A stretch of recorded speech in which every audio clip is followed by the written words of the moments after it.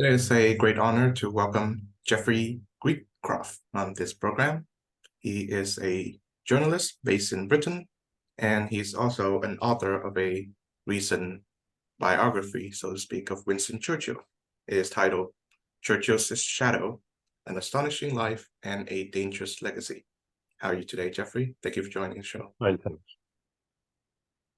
So I should like to first ask about the upcoming coronation of King Charles. I believe it's the third. What do you make of that? Well, what I make of it that the Queen died and her son has succeeded, so we have a coronation. If you mean what does the public make of it, there's unquestionably a rather muted atmosphere here at the moment. I'm old enough to remember the Queen's coronation in 1953 as a little boy, and the mood in those days was exalted and triumphalist in a way which there is nothing remotely like that today. Nor did the Prime Minister welcome King Charles in the adoring way that Winston Churchill, who was Prime Minister at the time of the Queen's coronation, welcomed her, this marvelous young woman. And I can say, he said, when in the year before 1952, when King George VI died, Churchill spoke on the radio, and he ended with the words, and as one brought up in the tranquil glories of the Victorian era, I can now say once again, God save the Queen. But all the statistics and opinion polls recently show enthusiasm for the monarchy is declining, but it's not finished. Okay, so let's speak of Churchill. What are some of your personal memories of him, as I believe your life and his overlap in some years, right? Well, yes, in the sense that I remember I was 19 when he died, and no, 18, anyway, whatever age I was. And I remember extremely vividly. My memories of the coronation are rather faint because I was a very little boy, but I remember Churchill's funeral, as everyone does. His death and funeral were an indelible memory for those of us who were there at the time. Mm-hmm. Right. And go on. Oh, you were saying. No, you were saying. Okay. In the book Churchill's Shadow, you have painted a pretty critical portrait of the man who was regarded as the greatest human being in the 20th century and is beloved worldwide, even by myself.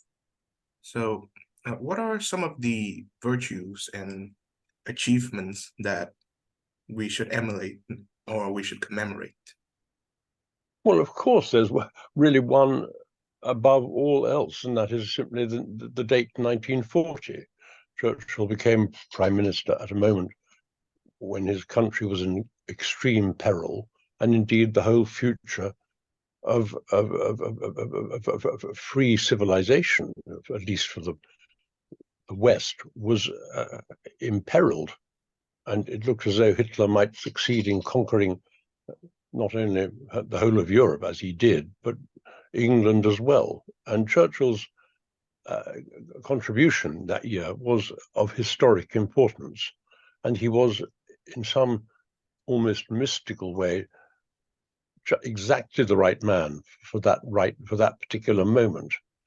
But that has meant that he has acquired a kind of mythical status, not only in his lifetime, but far more since then, as an oracle of wisdom and virtue, who must be invoked at all times, and whose example must always be followed.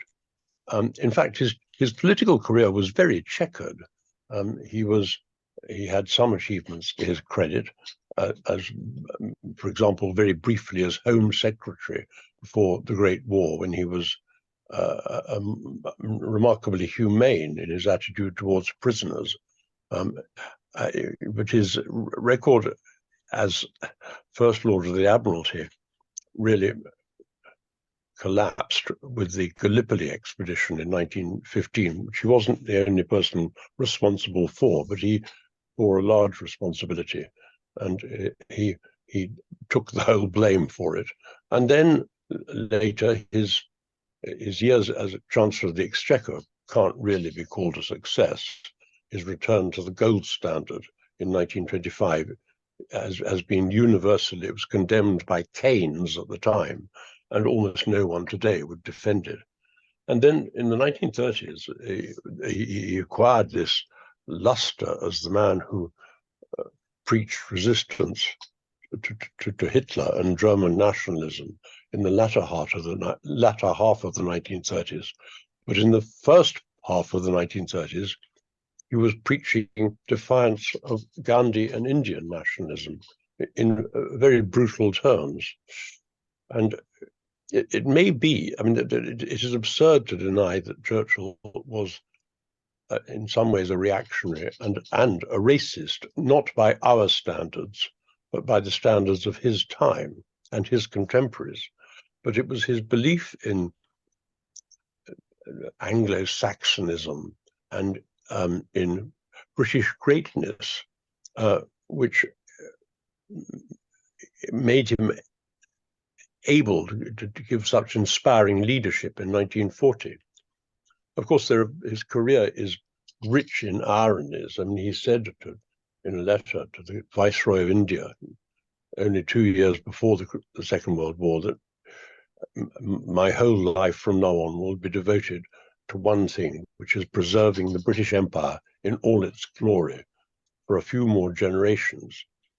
And then in 1942, he said, I have not become His Majesty's First Minister to preside over the liquidation of the British Empire. But in fact, he had. And somebody who's spotted that years later or put his finger on it, was Chou En-lai, the Chinese leader, who said in 1969, I think, to Henry Kissinger, it was Mr. Churchill who ended the era of the British Empire.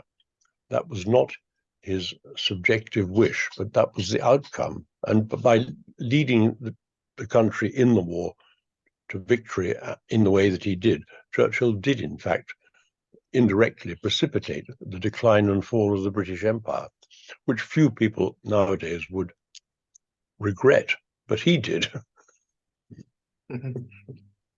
So, in terms of being a lifelong failure until one triumphant moment, one can compare the political life of Churchill to that of Abraham Lincoln of the U.S.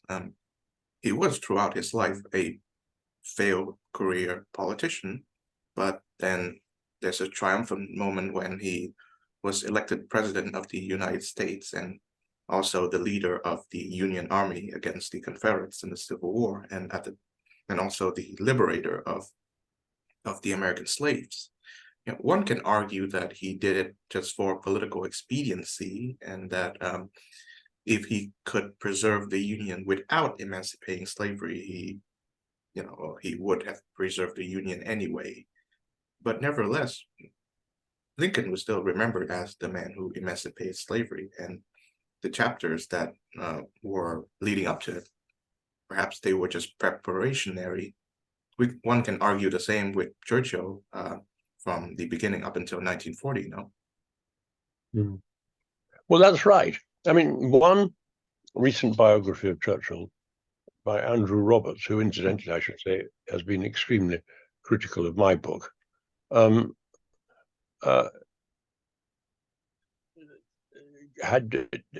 took as his title Walking with Destiny. Yeah. And this was a phrase that Churchill used in his enormous and highly misleading 6-volume book called The Second World War. He said that when he was appointed Prime Minister on the 10th of May 1940, I felt that I was walking with destiny, that my whole life had been a preparation for this hour and this trial. And Roberts divides his book into two parts: the preparation up to 1940, and then the trial.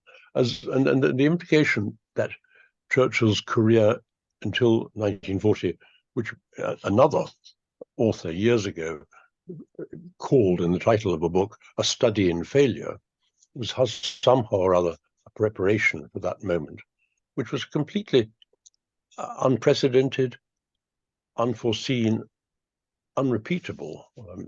I mean, the events of 1940. It seems to me, frankly, rather bizarre, but still, it was just one of those strange flukes of history that he was the right man at the right time in the right place.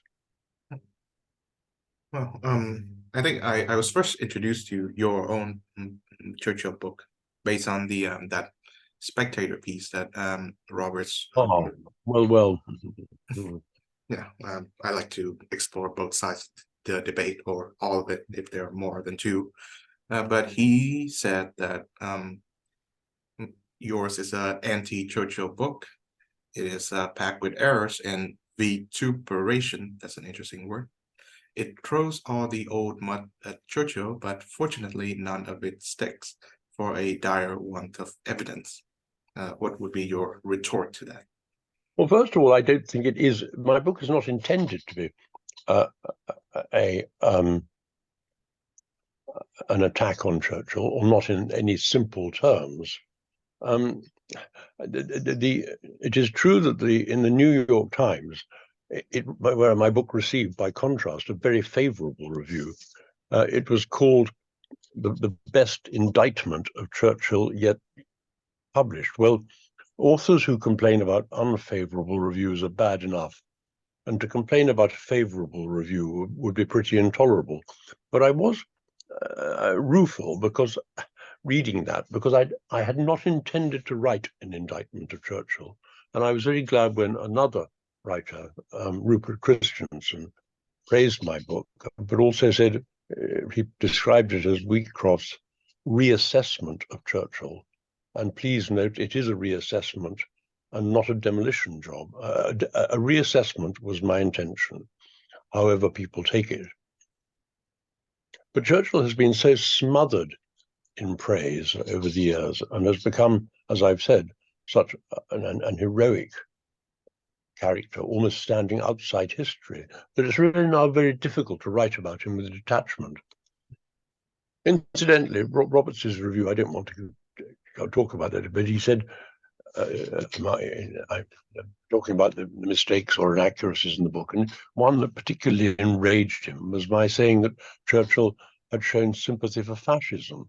Well, in reply to that, I didn't bother to reply to the review, but others did, and Lord Lexton, who is a former senior official of the Conservative Party and a very learned man in political history, wrote to the Spectator and pointed out that Churchill did indeed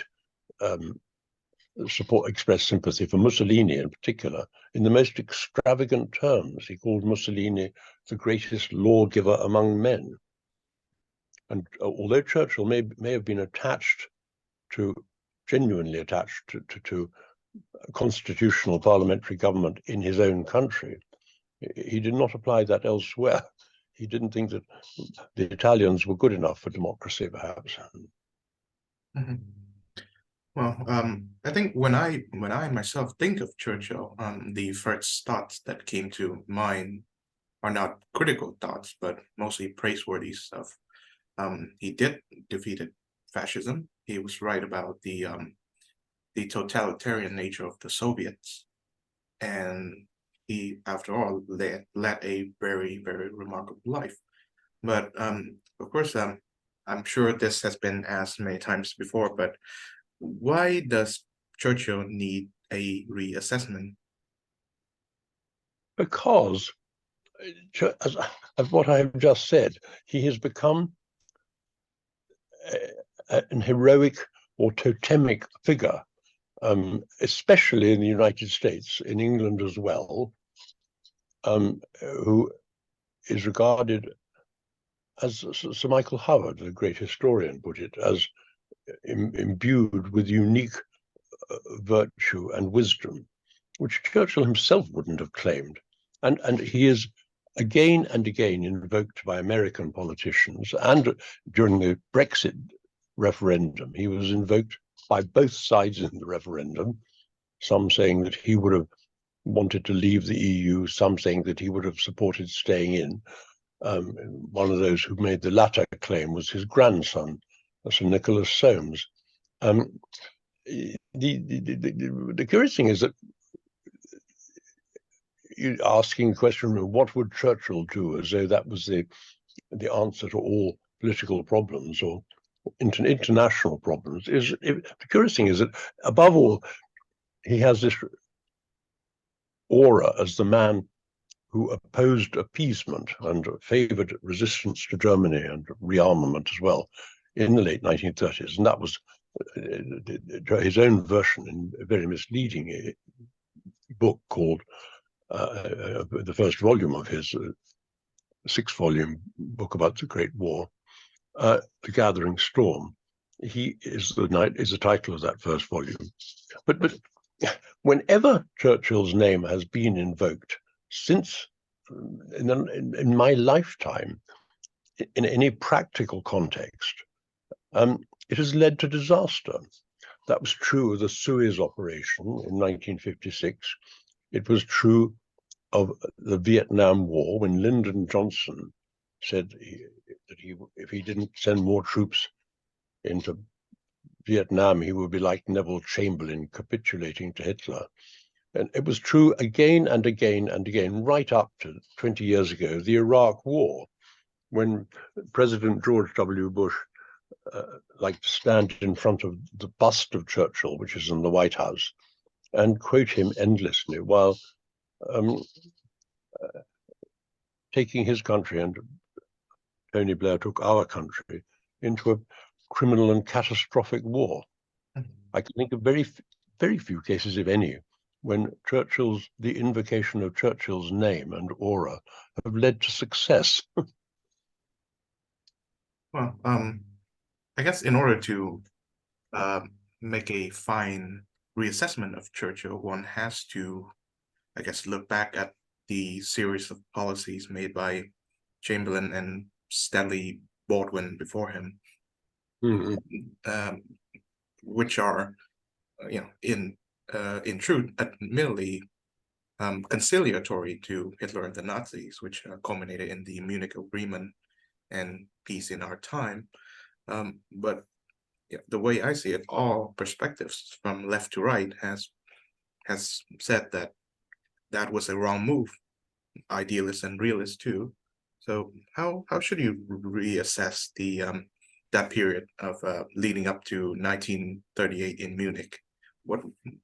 It's been continually reassessed by myself in a work of non-fiction on Churchill by Robert Harris in his very good novel called Munich, which gives a sympathetic portrait of Chamberlain. I mean, Chamberlain has been damned as a man who capitulated to Churchill, but Chamberlain was trying to avoid a war. He, like all members of his generation, he remembered the Great War, 1914-18, in which 750,000 British soldiers had been killed. And it was not surprising that he, and indeed the rest of the British people, had no enthusiasm for another war. Indeed, Chamberlain failed to avert war by his policy of appeasement, and a war ensued in which probably 50 million people perished. I mean, I do not see how someone can be condemned in principle for trying to stop such a terrible catastrophe.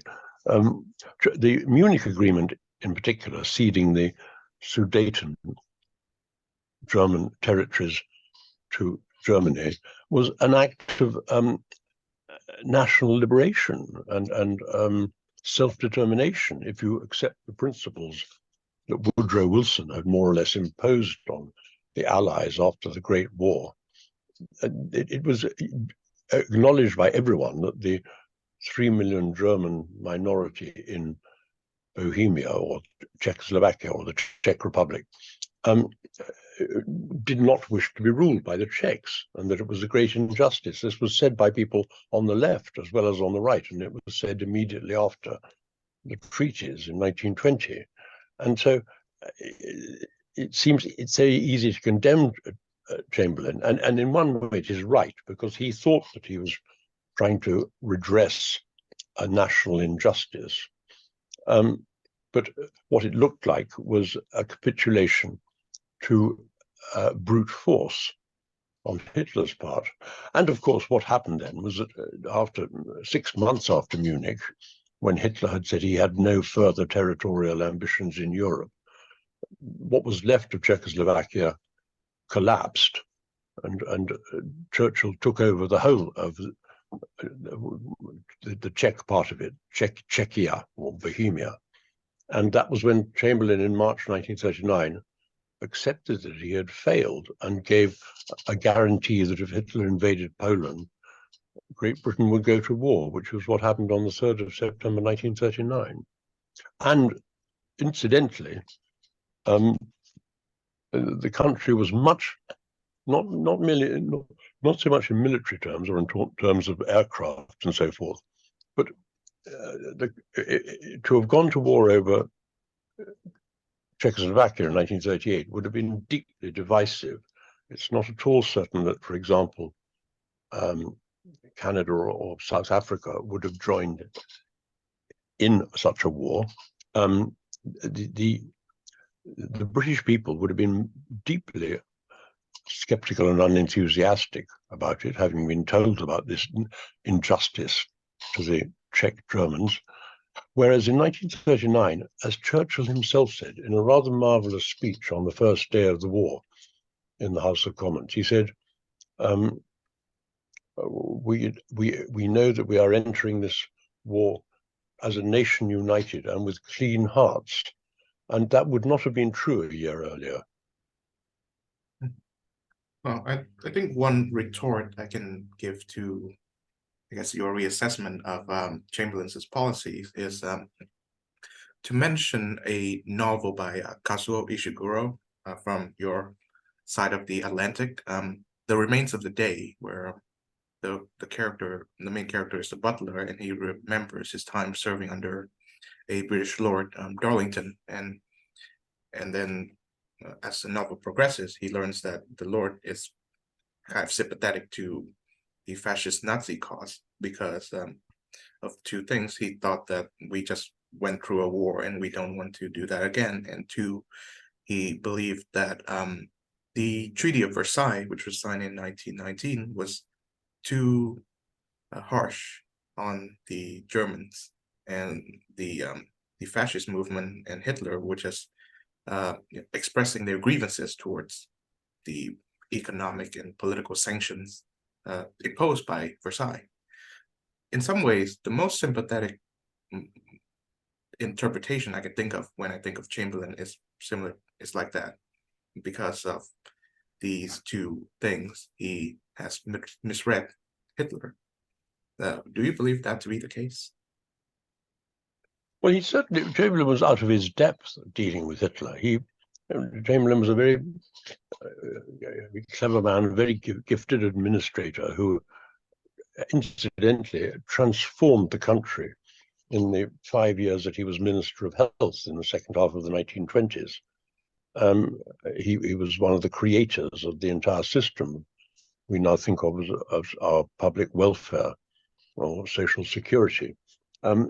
He'd been Lord Mayor of Birmingham. He inherited a tradition of municipal radicalism.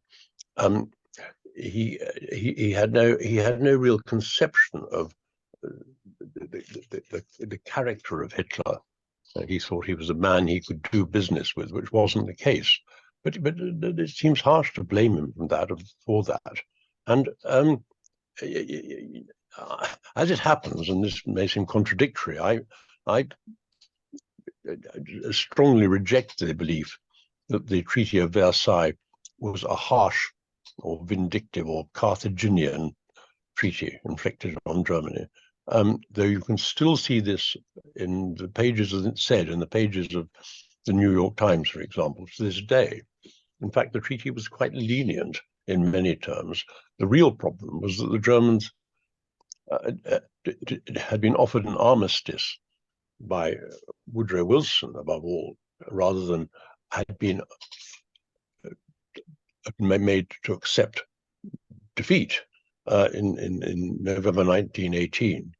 And the Germans went on believing that they had not lost the war, and their resentment of the Versailles Treaty all stemmed from that quite fallacious belief.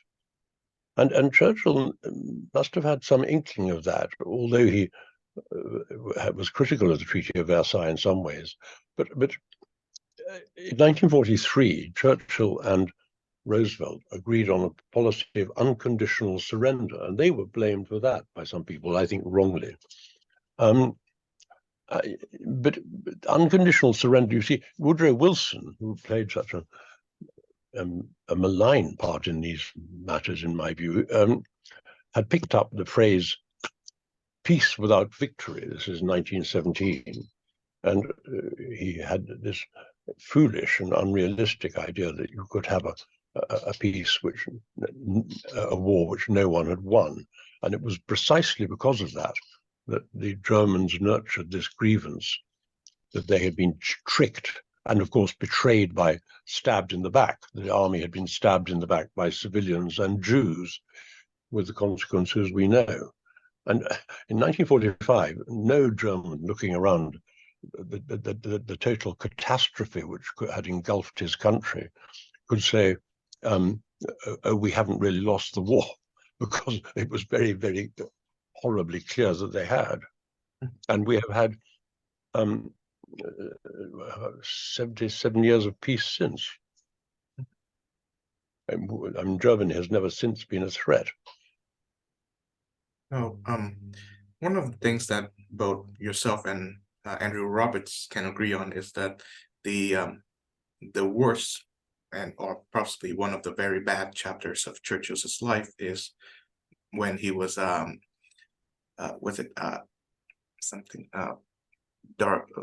when he was First Lord of the Admiralty. Yes, that's the word I was looking for, and his disastrous campaign at Gallipoli. So Roberts doesn't think that. He says that the campaign in Gallipoli was not necessarily mistaken or misconceived, and it might have worked, which in my view is absurd. But how many unpack that particular disaster of his? Yes, well, first of all, Churchill was one of the. First of all, Churchill's chief characteristic was his bellicosity. I mean, he was always ready for a fight. He had a unique distinction in Irish politics of having preached violent resistance, physical, military resistance to the Ulster Unionists before the Great War, and then a violent response to the Irish Republicans after the war. He was eager to go to war in July and August 1914, and Lloyd George and Asquith recorded their very mixed feelings about his bellicosity, this glorious war, as he called it.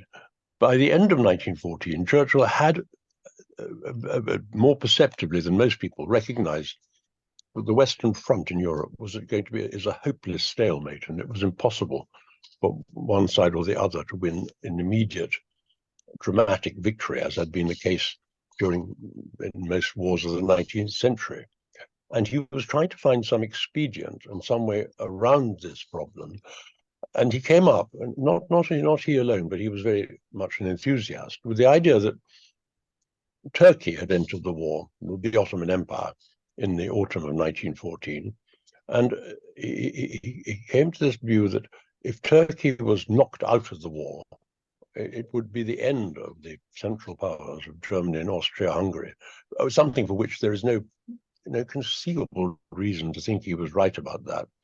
And that all that was necessary was for the Allies to reach Constantinople and take possession of the straits from the Mediterranean or the Aegean to the Black Sea. And among other things, they could then send military supplies to their Russian ally. That has contemporary relevance today because, of course, the supplies would have been going to Odessa and elsewhere, where at the moment there is another brutal war being fought. There's actually, it defies any kind of understanding this, because if Turkey had been knocked out of the war, it would have made no difference at all to the general course of the war. You can't march an army from Constantinople or Istanbul to Berlin. It's the same distance as from, I don't know where you're speaking from, but it's the same distance as from Kansas City to New York. I mean, and as far as the other argument, I mean, perhaps opening up the straits to the Black Sea would have allowed the British and French allies to send supplies to Russia if they had had any supplies to send, which they didn't. And Churchill's belief, which he never resiled from, which he never recanted, was that the Gallipoli campaign was a glorious opportunity, a legitimate military gamble, he put it, not a very consoling word for the bereaved mothers and wives of the men killed there, and that it had been perhaps bungled in the event, but it was nevertheless a great concept. I mean, I think the answer to that is to do something that Churchill himself never did, which is go to Gallipoli.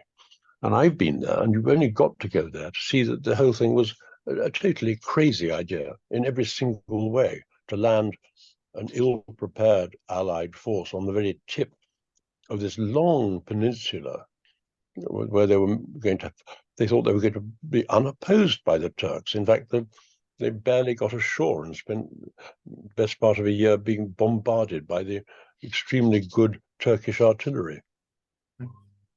Well, I think you've mentioned that in the Western world, the collective memory that everyone has of Churchill, especially is the leaders of the Western countries, are very much positive, and and Churchill was idolized and all that. But since you mentioned Turkey and such, are there any parts of the outside non-Western world, or even some parts of the Western world, where Churchill is not remembered as fondly? He's not remembered fondly anywhere outside the Western world. I mean, outside the North Atlantic world.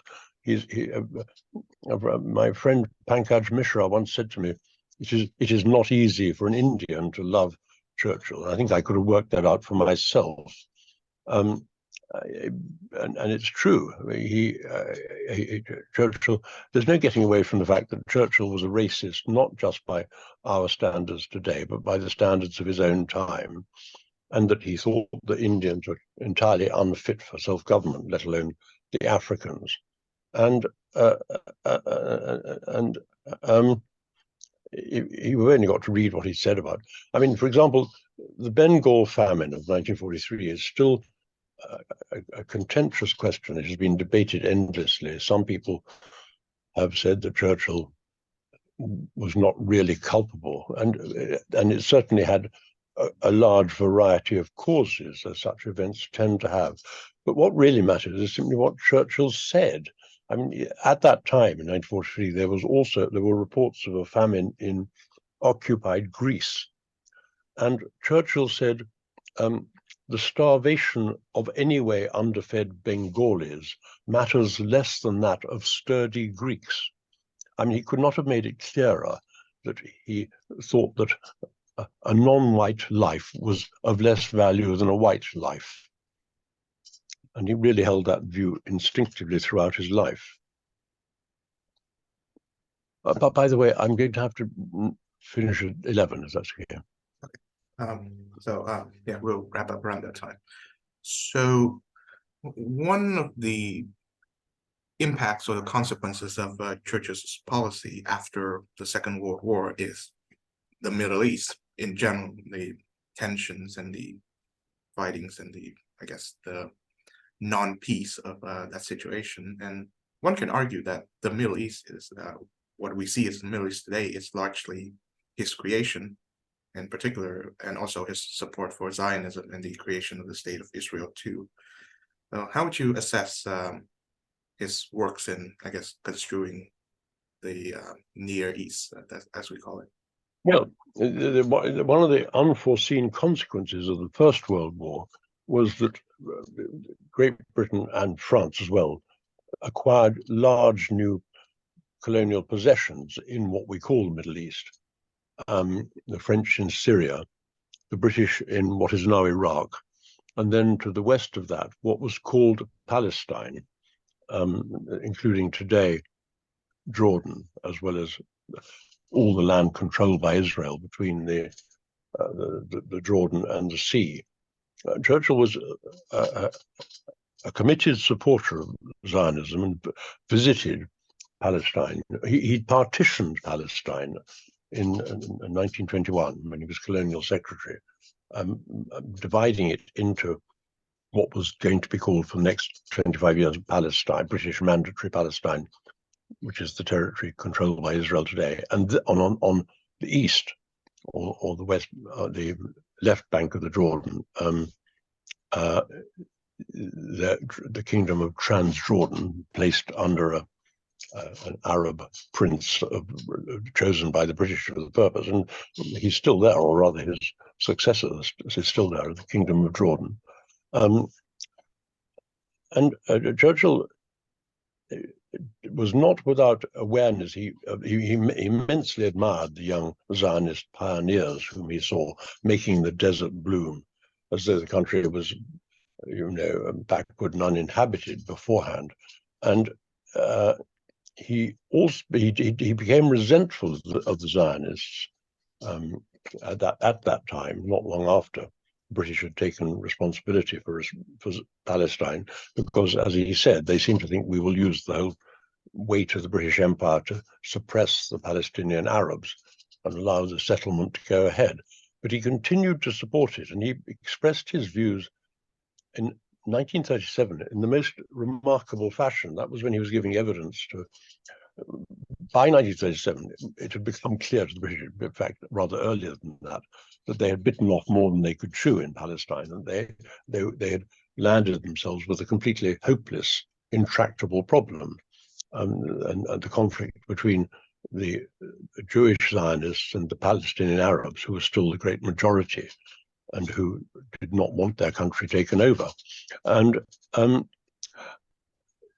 in 1937, the Peel Commission reported on Palestine in very great detail, and it's most impressive work. They took evidence from people on every possible side, including evidence from Churchill speaking in private at that moment, perhaps because he wanted to speak freely.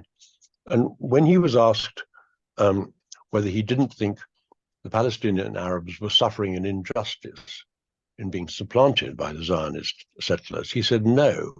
He did not think that any more than he thought it had been an injustice when the Australian Aborigines or the American Red Indians were supplanted or extirpated by the settlers. It was no more than the natural advance of history, he said, when an inferior race was supplanted by a stronger, or this was his very phrase, a higher grade race.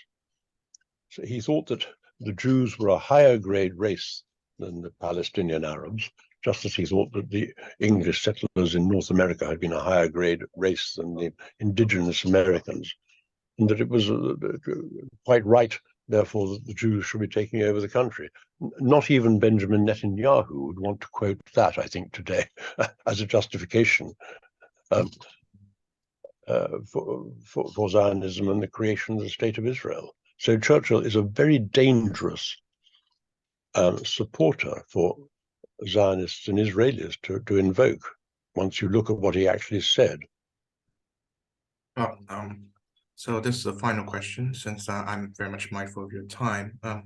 If we are to reject or be critical of how Churchill viewed Britain and the former British Empire, now Commonwealth, what do you suppose to be, I guess, an appropriate and more realistic view of how Britain is perceived since 1945 to now? Well, quite obviously, the period from 1945 till today has been one of British decline. I mean, certainly it's declined in terms of the decline and fall of the British Empire, although that hasn't by any means been a loss. It may well have been economically beneficial to the British to have abandoned all their imperial commitments. And we have an intractable problem of trying to deal with Europe, which is unresolved, and about which Churchill was ambiguous. He did, on the other hand, as Max Hastings has put it, he invented the idea of the special relationship with the United States for reasons of political expediency before he became the first of many British prime ministers to discover that it doesn't exist. And that has been absolutely fatal illusion of British policy since very much Churchill's handicraft, very much his work, that there is this special relationship, which of course is historical nonsense. It's been the Americans did not support, the Eisenhower administration did not support the idea that we always must act together, and we always have done. In 1956, the Eisenhower administration scuppered Anthony Eden's Suez expedition. 10 years later, Harold Wilson declined to send British troops to fight in Vietnam, which President Lyndon Johnson wanted. We did, of course, have a special relationship 20 years ago, in 2003, a warm relationship between President George W. Bush and Prime Minister Tony Blair as they cooked up their invasion of Iraq, and see where that led to. On that quite somber note, thank you very much, Geoffrey Wheatcroft, author of Churchill's Shadow, for joining this show. Not at all. Thank you. Thank you. Take care. Very good care of yourself. Okay, that's very good.